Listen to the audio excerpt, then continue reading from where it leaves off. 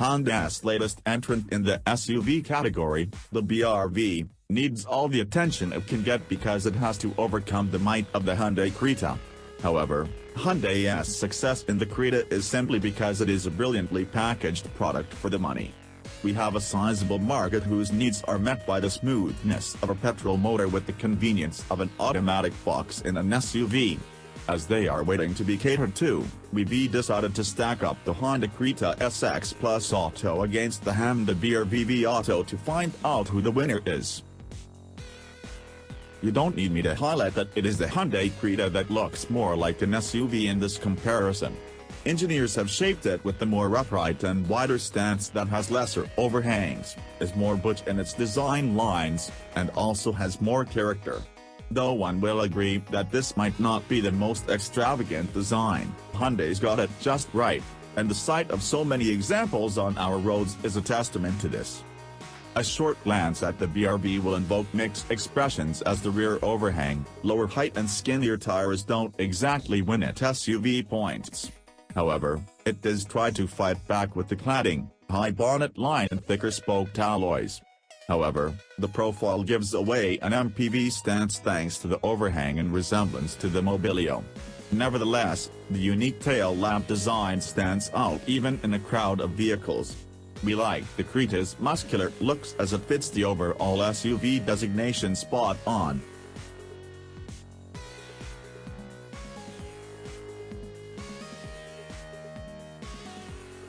Interiors of the Creta impresses with its sculpted dashboard that has a lighter shade for the middle layer which flows neatly onto the door pads. The vents, center console with its buttons, and controls for the aircon look classy and are smartly placed within reach. With the superior cabin dimensions, engineers were able to give it better legroom in the front and also large comfortable seats all around that offer excellent back and thigh support. The rear seats can easily accommodate 3 passengers. Once inside the BRV, you will acknowledge its similarity with that of the Amazing City. An all-black theme looks sporty in the beginning but tends to get boring after a while.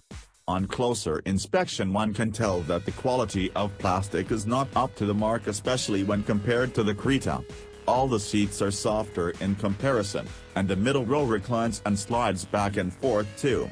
This cabin offers the best headroom overall, and most legroom for the middle row. Being a 7-seater means one can access the third row by tumbling the 60 hours 40 minutes middle seat.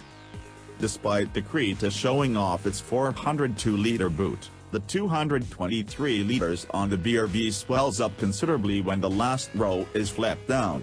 In fact, the BRV middle and last row are flexible enough to offer passengers a number of variations that utilize the interior space in every way possible. Another highlight is that the BRV could have been better equipped as it does not get a touchscreen, rear parking sensors, a reversing camera or even a driver armrest. We found the Creta's interior to be the most welcoming and comfortable over longer journeys.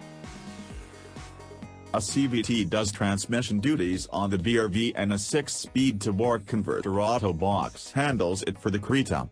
You may be pressed to believe that the Creta offers superior performance, but the BRV feels peppier overall. All of the Creta's extra torque kicks in at a higher 4,850 revolutions per minute vis-à-vis the BRV, which is made as the lower 4,600 revolutions per minute. What also goes against the Creta is the 40 kg surplus weight it carries. Honda's BRV is the quicker car to 100 km/h too, when compared to the Creta. Both cars tend to get extremely noisy when revved to the limit, but the Honda's substantially lower cabin insulation can be felt. The Creta, in D mode, is happy going about its job when the throttle inputs are gradual and minimal. However, ask anything more and it fails to react in time. That's mainly due to the weak mid-range and the inability of the gearbox to respond quickly. That said, the manual mode is better off as it lets you to choose gears and time your shifts. On the other hand, the BRV with its CVT box and obvious rubber band effect, turns out to be more responsive through the rev band, which in turn masks the feeling of speed. One can use the sport mode and paddle shifters to aid overtaking and just make the drive a whole lot sportier.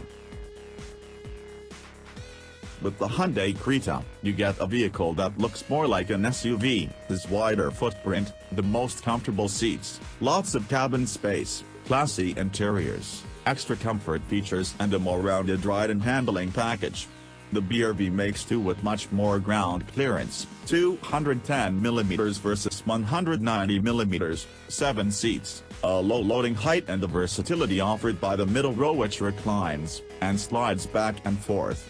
It also has more boot space, last row folded, and boasts of superior performance from the motor. All it are is 1.17 lakh cheaper than the Creta.